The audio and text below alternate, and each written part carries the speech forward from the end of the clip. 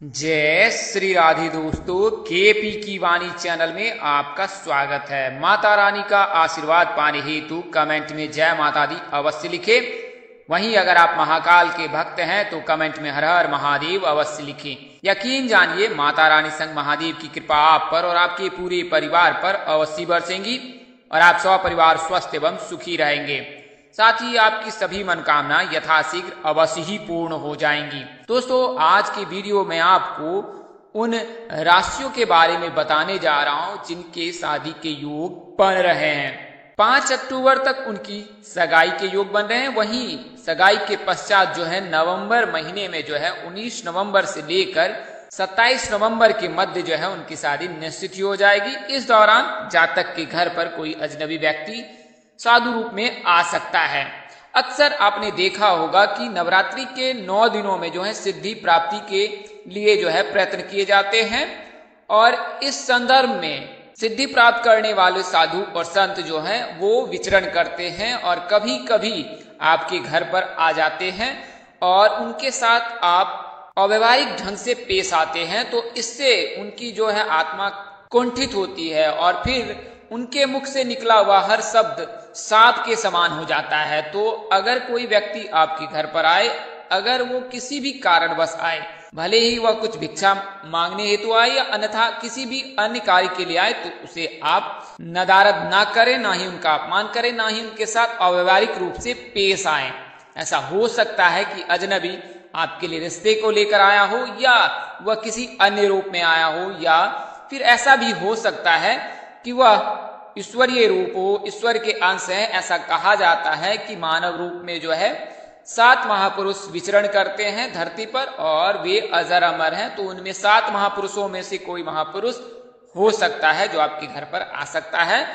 तो उन्हें अच्छे ढंग से पेश आकर उनके साथ व्यवहार कर उनको खुश करके घर से विदा करें। तो इससे जो है आपके घर में सुख शांति समृद्धि भी आएगी, साथ ही आपके सभी बिगड़े काम बन जाएंगे। वहीं अगर वह साधु रूप में अगर व्यक्ति रिश्ते को लेकर आया होगा तो आपके व्यवहार से वे बेहद प्रसन्न होंगे। प्राचीन समय की बात करूं तो उस समय में विवाह संदर्भ में इस तरह के हथकंडे अपनाए जाते थे कि व्यक्ति जो है साधु रूप में धारण कर अपने रिश्तेदार के घर जाते थे और उनके व्यवहार चाल चलन को परखते थे कि क्या ये हमारे परिवार के योग्य हैं, क्या घर में जो आने वाली कन्या वो हमारे घर के योग्य है नहीं, या रिश्तेदार के विचार हमारे से मिलते जुलते हैं कि नहीं। तो इन सब के लिए जो है व्यक्ति इस तरह के हथकंडे अपनाते थे पूर्व के समय में। वर्तमान समय में भी यह प्रचलन में है। कई मौकों पर आपने देखा होगा या सुना होगा कि उनके साथ ऐसा हुआ, उनके घर पर ये इस रूप में गए थे। तो ये जो प्रथा है वो वर्तमान समय में भी सनातन धर्म में जारी है। तो इसके लिए जो है उस व्यक्ति से आप सतर्क रहें और उनके आने पर उनका अतिथि सत्कार जो है दिल से करें। इससे न केवल वह व्यक्ति बल्कि परमपिता परमेश्वर भी प्रसन्न होंगे और आपको मनोवांछित फल अवश्य देंगे। तो इस चीज का अवश्य ध्यान रखें। वही बात करें कि पितृपक्ष चल रहा है, पितृपक्ष में जो है पितरों को प्रसन्न अवश्य करें। इसके लिए रोजाना पितरों का स्मरण करें, उन्हें प्रणाम करें। और ऐसे जातक जिनको पितृदोष लगा हुआ है उन्हें मैं सलाह दूंगा कि रोजाना जल का अर्घ दे। जल में काले तिल मिलाकर दक्षिण दिशा में मुख करके पितरों को प्रसन्न करने के लिए जल का अर्घ दे, साथ ही उनको भोजन भी दान करें। इसके अलावा जरूरतमंदों एवं ब्राह्मणों को खाना खिलाएं, इससे भी पितृदोष दूर होता है। वहीं अगर काल सर्प दोष से पीड़ित हैं तो पितृदोष में अगर सूर्य देव को जल का अर्घ देते हैं जल में काले तिल मिलाकर, तो उससे भी काल सर्प दोष का प्रभाव कम होता है। साथ ही आप शिव जी पर, शिवलिंग पर भी जल में काले तिल मिलाकर रोजाना शिव लिंग पर अर्घ दे, इससे भी काल सर्प दोष का प्रभाव कम होता है। तो इन दोनों दोषों का निवारण अनिवार्य होता है। अगर किसी व्यक्ति या किसी जातक की उम्र जो है 30 वर्ष से अधिक हो चुकी है और उसके विवाह में व्यवधान आ रहा है तो इसका मुख्य कारण काल सर्प दोष या पितृदोष होता है। पितृदोष अधिकतम जो है 37 से लेकर 42 वर्ष और काल सर्प दोष जो है कभी कभी 42 से लेकर 49 वर्ष 45 वर्ष तक रहता है।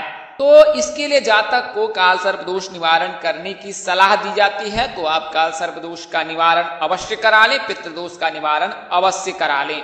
इससे जो है विवाह में आ रही बाधा दूर हो जाएगी। वहीं ऐसे जातक जिनकी शादी नहीं हो पा रही है, शादी में किसी प्रकार का व्यवधान आ रहा है, शादी तय होने के बाद टूट जा रहा है और आप इसके लिए बेहद परेशान हैं तो आप केपी की वाणी से संपर्क कर सकते हैं। केपी की वाणी एक ऐसा चैनल है जिस पर केवल और केवल विवाह संबंध की जानकारी दी जाती है और यह जानकारी पूर्णतः सत्य होती है और चंद्र राशि परिवर्तन के आधार पर दी जाती है, यानी ग्रह राशि परिवर्तन के आधार पर दी जाती है। ग्रहों का जो राशि परिवर्तन होता है आकाश मंडल में, उससे व्यक्ति विशेष पर प्रभाव पड़ता है। अगर शुभ ग्रह व्यक्ति की कुंडली में उपस्थित होता है तो व्यक्ति को शुभ परिणाम देता है, वहीं अगर अशुभ ग्रह उपस्थित होता है तो उससे व्यक्ति के जीवन पर पूरा प्रभाव पड़ता है। शुभ ग्रह के रहने पर शादी भी शीघ्र हो जाती है, अशुभ ग्रह के रहने पर शादी में देर होती, तो यही कारण है कि विवाह में देर होती है। तो इसका आप निवारण करा सकते हैं। इसके लिए आप केपी की वाणी से संपर्क करें, अपनी कुंडली दिखाएं, कुंडली बनवाएं। इसके लिए मामूली शुल्क ली जाती है। कुंडली में आपको विस्तार पूर्वक सभी जानकारी दी जाएगी कि आपकी शादी कब होगी, कहाँ होगी, कैसे होगी, किससे होगी, किस दिशा में होगी, कितनी दूरी पर होगी, किस नाम से होगी, किस राशि से करनी चाहिए, जीवन साथी का रंग रूप स्वरूप स्वभाव और उनका करियर कैसा होगा, आपका करियर कैसा होगा। अगर आप लव मैरिज करना चाहते हैं तो माता पिता की सहमति मिलेगी कि नहीं मिलेगी, ससुराल में घर द्वार कैसा होगा, सास ससुर का व्यवहार कैसा होगा, पति कितना पढ़ा लिखा होगा, पत्नी कितनी पढ़ी लिखी होगी, संतान योग, राजयोग, कारोबार योग, महादशा, ग्रह दशा, ये सभी तरह की जानकारी अब आप कुंडली दिखाकर प्राप्त कर सकते हैं, कुंडली बनवाकर प्राप्त कर सकते हैं। इसके लिए मामूली शुल्क ली जाती है जिसे आप मेहनताना समझ सकते हैं। वहीं ऐसे जातक जिनकी शादी तय हो चुकी है वे अपनी कुंडली मिलान अवश्य करा ले। आप अपने आसपास या केपी की वाणी से कुंडली मिलान करा सकते हैं। शास्त्रों में निहित है भकुर दोष, नारी दोष लगने पर विवाह नहीं करनी चाहिए, तो इसका आप बारीकी से अवलोकन करा लें और अगर दोष लगा है तो उसका निवारण भी करा लें।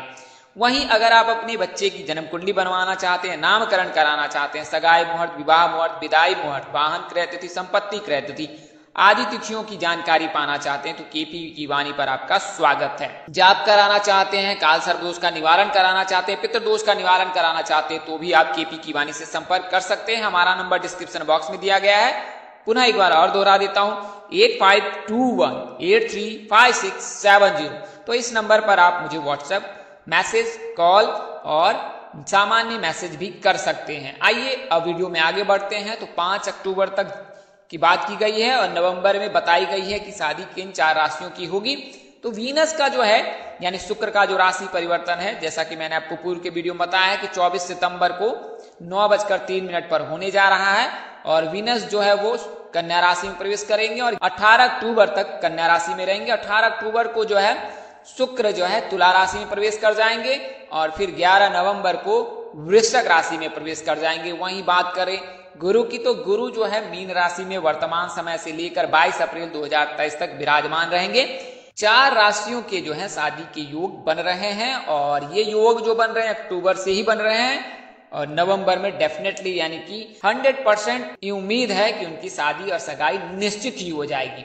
तो ये जो 4 राशियां हैं उनके नाम अक्षर, उनकी दिशा, उनके किन जातक से शादी के योग बन रहे हैं और किन जातक से शादी हो सकती है उसकी जानकारी मैं देने जा रहा हूं।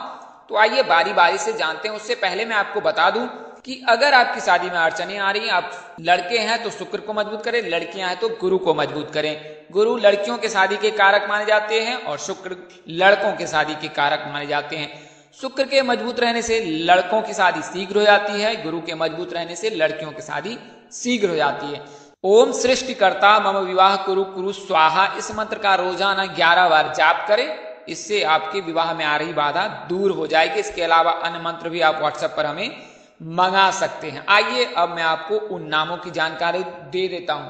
तो पहली जो राशि है वो कन्या है। कन्या राशि के जातकों का नाम अक्षर पी से शुरू होता है। इनके उत्तर दिशा में शादी के प्रबल योग बन रहे हैं।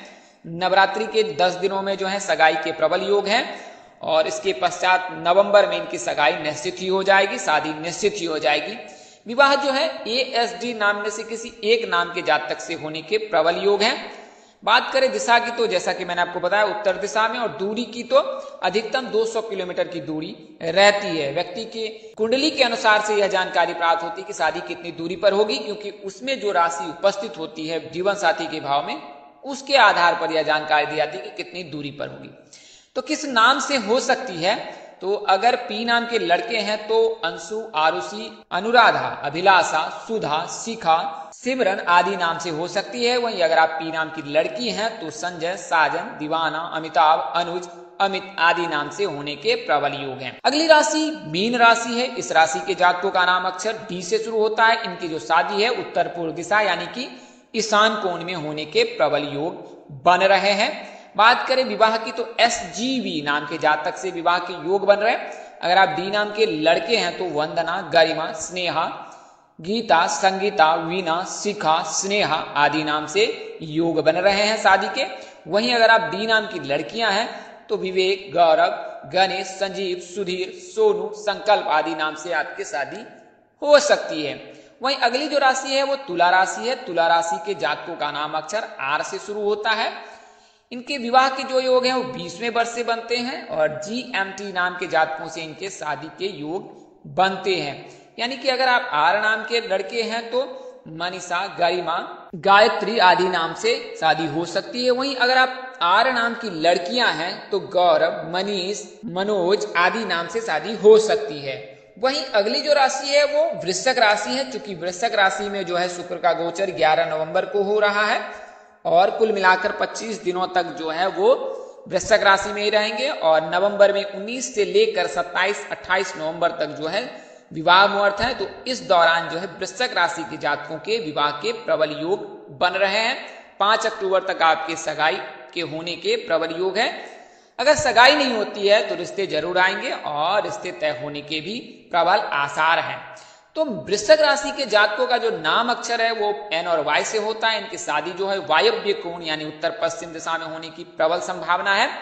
शास्त्रों में ऐसा निहित है कि लड़कियों को वायव्य कोण दिशा में ही विश्राम करने चाहिए, यानी कि रात्रि के समय में अपना जो है सिर उत्तर पश्चिम दिशा में रखे तो विवाह के प्रबल योग बनने लगेंगे। पलंग के नीचे कोई भी वस्तु भारी सामान ना रखें। पीले चादर, तकिए के रंग जो है कवर वो पीले रंग का रखें, इससे भी शुभ योग बनने लगता है। बात करें नाम की तो STU नाम के जातक से होने के प्रबल योग रहते हैं। यानी कि शिखा, सिमरन, सुधा, स्नेहा, स्नेहिल आदि नाम से हो सकती है। उर्मिला नाम से भी हो सकती है चूंकि इसमें यू नाम भी शामिल है। वहीं अगर आप N नाम के लड़के हैं तो फिर आपकी जो शादी है वो बताया मैंने आपको शिखा, स्नेहल, शिखा, स्नेहा, शिखा, सिमरन आदि नाम से हो सकती है। वहीं अगर आप N नाम के लड़कियां हैं तो शिवानंद, शिखर, स्नेहल, शिवा आदि नाम से हो सकती है। वहीं Y नाम के जातकों के जो हैं वो UTA नाम के जातकों से विवाह के प्रबल योग बनते हैं। तो दोस्तों इस वीडियो में मैंने आपको उन 4 राशियों की जानकारी दी है जिनके विवाह के योग नवंबर में 100% बन रहे हैं।